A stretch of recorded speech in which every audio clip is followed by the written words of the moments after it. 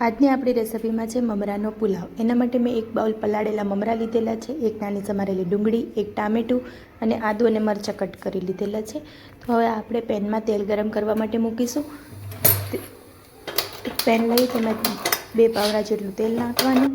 ત્યારબાદ તેમાં રાઈ, જીરું, હિંગ અને સમારેલી ડુંગળી એડ કરવાની। સમારેલી ડુંગળી એડ કર્યા બાદ થોડી તળવા દેવાની। ત્યારબાદ આદુ અને મરચાં એડ કરવાનું, સ્વાદ અનુસાર નમક અને સમારેલું જે ટમેટું હતું એ પણ નાખી દેવાનું।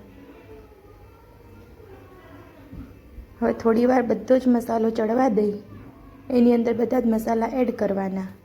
1 ચમચી હળદર, 2 ચમચી ધાણા જીરું અને 2 ચમચી લાલ મરચું પાવડર એડ કરી અને બધા જ પલાળેલા જે મમરા છે એ મમરાને એડ કરી દેવાના અને ગેસની ફ્લેમ સ્લો કરી દેવાની। ત્યારબાદ અડધું લીંબુ નીચોવી